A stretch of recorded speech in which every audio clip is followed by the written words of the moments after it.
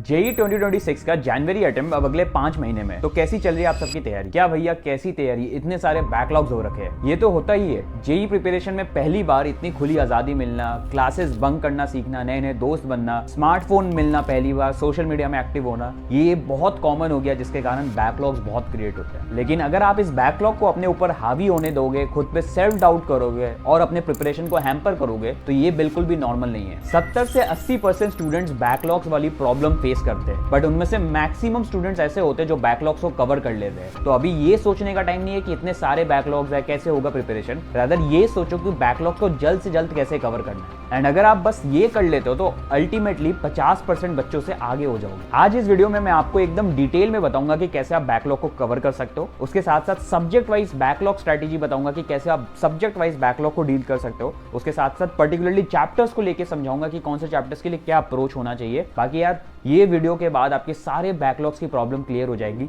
Video को and तक अच्छे से देखना, पेन और पेपर ले लो, नोट कर लेना सारे इंपॉर्टेंट पॉइंट्स। वीडियो शुरू करने से पहले एक चीज बोलूंगा कि नीचे कमेंट कर दो I will be an IITian। इससे होगा कुछ नहीं, बट आपको बस आपके अंदर एक अकाउंटेबिलिटी आएगी कि आपने भैया को एक कमिटमेंट दिया है और उसके लिए आप अच्छे से वर्क करोगे। तो आते हैं बैकलॉग्स क्लियर करने के सबसे पहले स्टेप पे, which is understanding the backlog. सबसे पहले पेन और पेपर लो, 1 घंटे बैठो और समझो कि आपका जो बैकलॉग्स हुए अभी वो किस टाइप का बैकलॉग्स है। क्या वो कॉन्सेप्चुअल गैप है, दैट इज आपको टॉपिक ऊपर ऊपर से आती है बट उसका कोर अंडरस्टैंडिंग और कॉन्सेप्ट अच्छे से आपको क्लियर नहीं है, या वो प्रैक्टिकल गैप है। इसका मतलब कि आपको थ्योरी पता है, कॉन्सेप्ट पता है, बट आपने ज्यादा क्वेश्चन प्रैक्टिस नहीं किया, जिसके कारण वो चैप्टर बहुत वीक लग रहा है। या फिर वो स्किप टॉपिक है, दैट इज वो टॉपिक आपने कभी देखा ही नहीं, कभी किया ही नहीं अच्छे से, या फिर उसके कुछ बहुत सारे लेक्चर्स रह गए। ये मोस्टली बहुत कॉमन होता है क्योंकि कोचिंग से सिलेबस बहुत जल्दी कराया जाता है, जिसके कारण ये टॉपिक्स ये टाइप के बैकलॉग्स हो जाते हैं। बाकी एक चीज बोलूंगा कि सारे चैप्टर्स जो भी डिफरेंट सब्जेक्ट्स के, उन सब में जो जो बैकलॉग्स है उसमें आप साइड में अपना लिख दो कि किस टाइप का प्रॉब्लम है। फिर आते हैं स्टेप 2 में, which is main topic identification. Backlogs का मतलब ये नहीं है कि आपको हर चैप्टर्स एकदम डिटेल में पढ़ना है। बहुत सारे बच्चे क्या करते हैं, अगर इनके 11 के चैप्टर्स के बैकलॉग्स है तो वो 11 के डिटेल में थ्योरी पढ़ने लग जाते हैं, जो चीज अच्छा है, बट प्रोवाइडेड द टाइम आपके पास इतना टाइम नहीं है। और 11 की थ्योरी जो आप इतना अच्छे से पढ़ रहे हो, आपको एक चीज समझना है कि 11 आपके बोर्ड्स में भी हेल्प नहीं करने वाला। मेन चीज है 12th। अगर आपको थ्योरी भी अच्छे से पढ़ना है तो 12th की पढ़ो।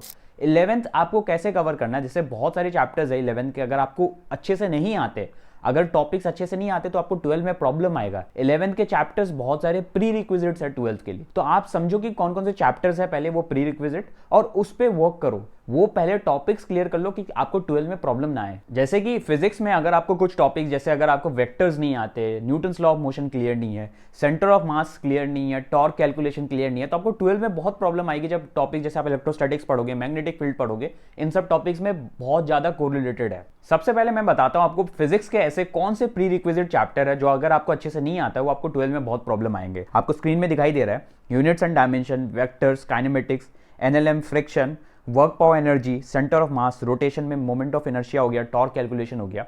अगर ये सब टॉपिक्स अगर आपको क्लियर नहीं है तो आगे बहुत प्रॉब्लम आएगी आपको 12th में। अगेन जो मैंने इन चैप्टर्स के लिए आपको ऑलरेडी बता रखा है कि आपको इसमें एकदम डिटेल में थ्योरी में नहीं जाना है, रादर एप्लीकेशन ओरिएंटेड समझना है। अगर आप इसका प्रॉब्लम सॉल्व करना अगर इन चैप्टर्स में अच्छे से सीख लेते हो विथ मल्टीपल प्रैक्टिस, तो आपको मेनली इन चैप्टर्स को समझ में आ जाएगा। उसके साथ साथ इन चैप्टर्स के हेल्प से जो 12th के टॉपिक्स है उसमें भी आपको बहुत हेल्प मिल जाएगी। अब आते हैं मैथ्स के कौन कौन से ऐसे प्री रिक्विजिट चैप्टर्स है। जैसे आप देख रहे होगे, बेसिक लॉगरिथम हो गया, quadratic equation, trigonometry, PNC important है प्रोबेबिलिटी वाले चैप्टर के लिए, कोऑर्डिनेट ज्योमेट्री जिसमें स्ट्रेट लाइन सर्कल बहुत इंपॉर्टेंट है। अगर आप इन मैथ्स के टॉपिक्स को देखोगे, जैसे इसमें ट्रिग्नोमेट्री हो गया, ट्रिग्नोमेट्री में आपका मेन चीज होना चाहिए फॉर्मूलाज को अच्छे से याद करना। उसके लिए आप क्या कर सकते हो, फॉर्मूला जितने भी फॉर्मूलाज है ट्रिग्नोमेट्री के, उसको स्टडी टेबल के सामने चिपका दो। फिर आते हैं क्वाड्रेटिक इक्वेशन, ये बहुत इंपॉर्टेंट चैप्टर है। आप कोई भी चैप्टर देख लो, उसमें कोई भी सम देखोगे, उसमें मोस्टली क्वाड्रेटिक इक्वेशन इन्वॉल्व होता है, इसलिए आपको रूट्स को समझना, आइडेंटिफाई रूट्स करना, क्वाड्रेटिक इक्वेशन सॉल्व करना अच्छे से आना चाहिए। फिर हम आते हैं कोऑर्डिनेट ज्योमेट्री। कोऑर्डिनेट ज्योमेट्री में बहुत सारे बच्चों को प्रॉब्लम आता है।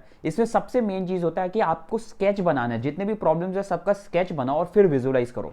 विदाउट स्केच अगर आप सोचोगे क्वेश्चन सॉल्व करना बहुत डिफिकल्ट होता है। अब आते हैं केमिस्ट्री के सबसे इंपॉर्टेंट प्री रिक्विजिट चैप्टर्स, जिसमें सबसे पहले है मोल कॉन्सेप्ट, फिर आता है आइडियल गैस इक्वेशन जो आपको स्टेट्स ऑफ मैटर में पढ़ाया जाता है, फिर पीरियोडिक टेबल, केमिकल बॉन्डिंग बहुत इंपॉर्टेंट है, थर्मोडायनेमिक्स जिसमें भी आपका गिब्स फ्री एनर्जी फॉर्मूला, ये सब चीजें अच्छे से आना चाहिए, आयनिक इक्विलिब्रियम बहुत इंपॉर्टेंट है, कैलकुलेशन ऑफ पीएच बहुत काम आता है, solubility, redox reaction, balancing of reactions भी बहुत इंपॉर्टेंट है। अब देखो, मैंने जितने भी प्री रिक्विजिट चैप्टर्स बताए ये इसलिए इंपॉर्टेंट है क्योंकि इन्हीं चैप्टर्स के कारण बच्चों के जो 12th के ऑनगोइंग सिलेबस है उसमें बैकलॉग्स क्रिएट हो जाते हैं। क्यों 12th समझ में नहीं आता और उनके पास कोई ऑप्शन नहीं होता उनको स्किप करने के अलावा। बट देखो आपको अभी क्या करना है कि 11th के प्री रिक्विजिट्स भी स्ट्रॉन्ग करना है, उसके साथ साथ अपने 12th के जो सिलेबस है सबके जो भी बैकलॉग्स हुए इन सबको करना है। तुम्हें पता है एआई यूज करके जेई का बैकलॉग 1 महीने में क्लियर किया जा सकता है। आज कई लोग चैट जीपीटी क्लाउड से कॉम्प्लेक्स प्रॉब्लम सॉल्व कर रहे हैं और तुम अभी भी बुक्स में घुसे हो। एक सच बात बताऊं, एआई सिर्फ बैकलॉग नहीं बल्कि हर इंडस्ट्री में घुस रहा है और इतना जरूरी बन गया है कि इसके बिना सर्वाइवल बहुत मुश्किल है। मैं तो यही कहूंगा कि इसे मास्टर कर लो। एआई मार्केट में सिर्फ 3 से 4 साल की विंडो है। जो बच्चे अभी एआई कॉलेजेस ज्वाइन कर रहे हो वो तुमसे 5 साल आगे निकल जाएंगे अगर तुमने डिसीजन नहीं लिया और तुम ट्रेडिशनल थ्योरी में ही फंसे रहोगे। एक कॉलेज बताता हूं जो जेन्युइनली बहुत अच्छा है, जिसकी डिमांड इतनी हो गई है कि एक कैंपस इनका ऑलरेडी फुल हो गया। मैं बात कर रहा हूं exactly Mirai school of technology के बारे में, जहां ट्रेडिशनल कॉलेजेस में बस थ्योरी पढ़ाई जाती है। मिराई में डे 1 से ही प्रैक्टिकल लर्निंग होती है। मतलब मिराई में तुम मशीन लर्निंग एल्गोरिथम इंप्लीमेंट करोगे, न्यूरल नेटवर्क्स डिजाइन करोगे, रियल एआई प्रोडक्ट्स बनाओगे और रेगुलर कॉलेजेस में नोट्स रट रहे होंगे। यहां तुम actual chatbots, recommendation system, computer vision model create कर रहे होंगे। और मेंटरशिप महंगे level experts Raghav Agarwal from Google, Tushar Agarwal Adobe, coding blocks के लीजेंड कार्तिक माथुर और वरुण कोहली जो 50,000 से ज्यादा स्टूडेंट्स को ट्रांसफॉर्म कर चुके हैं। ये सब मिराई के फाउंडिंग मेंबर्स है, तो बिलीव करते हैं हर स्टूडेंट को एआई मार्केट के लिए रेडी होना चाहिए। उनके गाइडेंस में एडवांस एआई करिकुलम सीखोगे, बट रियलिटी चेक किया है कि इनका रथिनम कैंपस कंप्लीटली फुल हो चुका है। हजारों एप्लीकेशंस आए, सिलेक्टेड फ्यू को ही चांस मिला है। इतने क्रेजी डिमांड के बीच हाईटेक कैंपस में लास्ट फ्यू सीट्स बची है, तो डिसीजन अभी ले लो। मिराई सिर्फ टॉप 20% को सिलेक्ट करता है। अगर चाहिए तो मिराई का मेंस टेस्ट के लिए रजिस्टर कर दो, टॉप स्कोर को स्कॉलरशिप भी मिलेगी। लास्ट डेट है 5 अगस्त, एग्जाम 6 to 7 अगस्त है। तो 2 साल बाद आइदर तुम एआई क्रिएट करोगे या एआई तुम्हारी जॉब ले जाएगी। Decision is yours. अब आते हैं कि इन बैकलॉग्स को कवर कहां से करना है, जो कि सबसे इंपॉर्टेंट डाउट है बच्चों के। मैं आपको बोलूंगा कि इन बैकलॉग्स को कवर करने के लिए सबसे बेस्ट रिसोर्स जो आपके पास है वो वन शॉट। वन शॉट बोलते ही बाद बच्चों के बहुत सारे कमेंट्स आएंगे, बहुत सारे बच्चे बोलेंगे कि भैया क्या वन शॉट सही में एनफ है, क्योंकि आपको खुद को पता है कि कहा एक चैप्टर में 20 लेक्चर्स होते हैं और कहा वन शॉट कहा 5 घंटे 6 घंटे में पूरा चैप्टर समराइज कर देता है। तो आपको एक चीज समझना है कि मैं सारे चैप्टर्स के लिए वन शॉट नहीं बोल रहा हूं। मैंने एक पूरी डिटेल लिस्ट बनाई है, उसमें लिखा हुआ है कि कौन से चैप्टर मैथ्स फिजिक्स केमिस्ट्री आप वन शॉट से कर सकते हो और कौन से के लिए आपको डिटेल लेक्चर देखना है। अब ऐसे कौन कौन से चैप्टर वो आपको आपके स्क्रीन पे अभी सामने दिखाई दे रहा होगा। सबसे पहले मैथ्स के चैप्टर, मैथ्स के डिटेल्ड और वन शॉट आपको सामने दिखाई दे रहे हैं, स्क्रीनशॉट ले लो। फिर आते हैं फिजिक्स के चैप्टर्स में डिटेल्ड वन शॉट, और फिर आते हैं केमिस्ट्री वाले में। अब आते एक बहुत ही कॉमन डाउट में कि भैया आपने सारे चैप्टर्स तो बता दिए जो हमें वन शॉट से करना है और डिटेल में करना है, बट जो वन शॉट से करना है वो कौन से वन शॉट फॉलो करने हैं, यूट्यूब पे कौन कौन से वन शॉट्स है, क्योंकि बहुत सारे वन शॉट है, कौन सा सफिशिएंट रहेगा। देखो इसमें मैंने एकदम डिटेल्ड वीडियो बनाया है कि मैंने कौन कौन से वन शॉट फॉलो किए थे, पर्टिकुलरली जो मेरे बैकलॉग्स वाले चैप्टर थे, और आप कौन से बैकलॉग्स वाले चैप्टर्स के लिए फॉलो कर सकते हो, कौन से वन शॉट एनफ है, सब कुछ डिटेल में बताया है। लिंक आपको उसका डिस्क्रिप्शन में मिल जाएगा, वहां से जाके आप चेक कर सकते हो। अब एक कॉमन डाउट आता है कि वन शॉट देखते समय क्या भैया हमें नोट्स बनाने हैं, तो मैं आपको बोलूंगा वन शॉट देखते समय आपको थ्योरी लिखना है, जो भी इंपॉर्टेंट थ्योरी क्लास में कराया जा रहा है, इंपॉर्टेंट फॉर्मूलाज लिखना है, और उसके साथ साथ कुछ एप्लीकेशन क्वेश्चन लिख लो, सब मत लिखो, मैक्सिमम आप क्लास में सॉल्व कर लो और कुछ कुछ लिख लो। इसका रीजन यही है कि आपको जो वन शॉट में मिड लेवल से इजी लेवल क्वेश्चंस ही कराया जाता है, उसके बाद आप जब क्वेश्चन प्रैक्टिस करोगे तब मेन प्रैक्टिस होगा और आपका क्वेश्चन वहां से हो जाएगा। इसलिए ज्यादा टाइम आपको वन शॉट में नहीं लगे, इसलिए मैं बोलूंगा थ्योरीज लिख लो, इंपॉर्टेंट फॉर्मुलाज लिख लो और 1-2 एप्लीकेशन बेस्ड क्वेश्चन लिख लो, जो आप रिविजन करोगे तो काम में आ जाए। अब आते हैं कि वन शॉट देखने के बाद चैप्टर को कैसे बहुत अच्छे से हमें एडवांस लेवल या मेन्स लेवल तक लेके जाना है।